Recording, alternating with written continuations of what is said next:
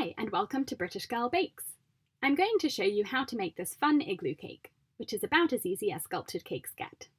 I've baked two 6-inch cakes, and once they're cool, I'm trimming off one of the domed tops so it's level.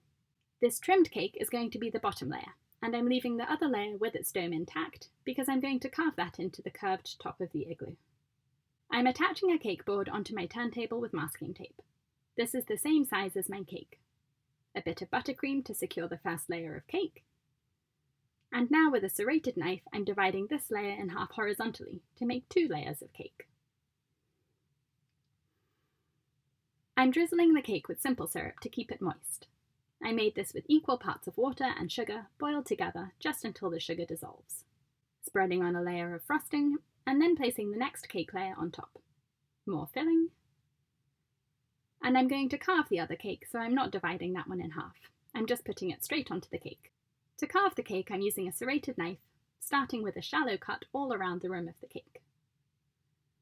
I've chilled the cake in the freezer for about 30 minutes before carving it, because it holds its shape better when it's cold. It's not as crumbly, so it doesn't fall apart when I cut. Now I'm trimming just above my first cut, curving the dome gradually, and then just below the original cut. If you're enjoying this tutorial, please click the thumbs up button. The sides also need to be trimmed so they're perfectly straight, because I'm going to cover them with buttercream frosting and then fondant, and the fondant's going to mould to whatever shape is underneath. And if the cake and frosting aren't perfectly even, the fondant won't be either.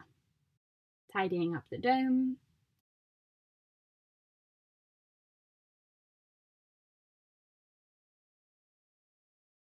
And covering the whole cake with frosting. I used cookies and cream frosting between the layers, but I'm using plain vanilla buttercream for the outside of the cake because the little pieces of cookies would make the frosting bumpy and I want the frosting underneath the fondant to be as smooth as possible. I'm using my offset spatula to smooth the frosting all around the sides of the cake and also over the dome of the igloo.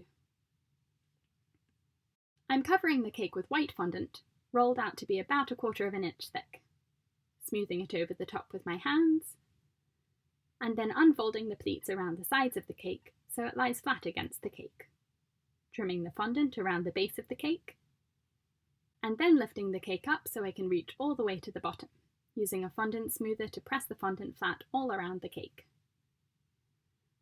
Trimming the bottom of the fondant again, now that the fondant has been pushed lower down with the fondant smoothers, and then lowering the cake and smoothing it again, and then using this very useful fondant cutter to indent the cubes of ice in the igloo. I'm using my knife to make the indents clearer, especially as the igloo starts to curve into the domed top, and the wheels of the cutter couldn't get as deep all around the cake.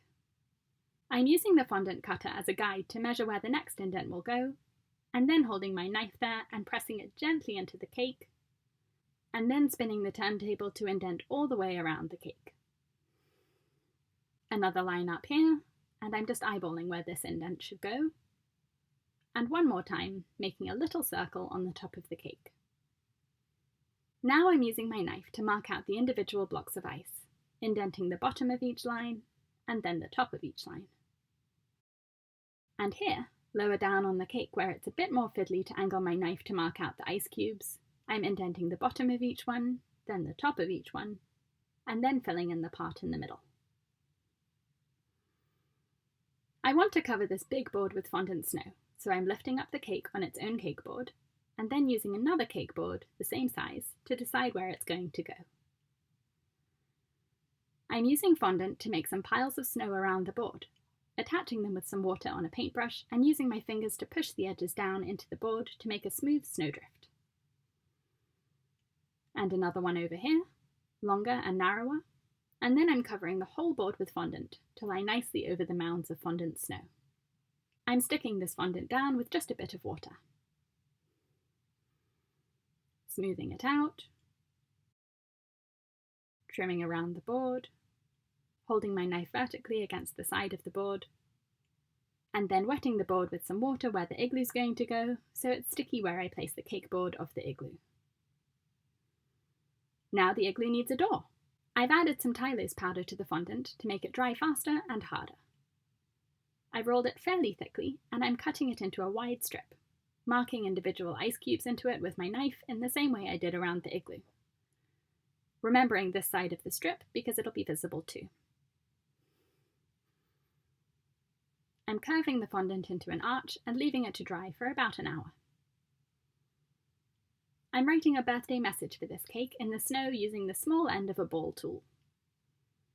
It's definitely not as easy as writing in real snow. You have to do a section at a time, pushing into the fondant and pulling the tool around to make little shapes, and the fondant pulls with the tool, so then you have to go in with the opposite direction to even it out. But it's worth it because the writing looks really realistic, like you've carved the message into the snow with your finger or snow boot. I've rolled some fondant into little snowballs, which I'm arranging in piles around the base of the igloo, ready for a snowball fight.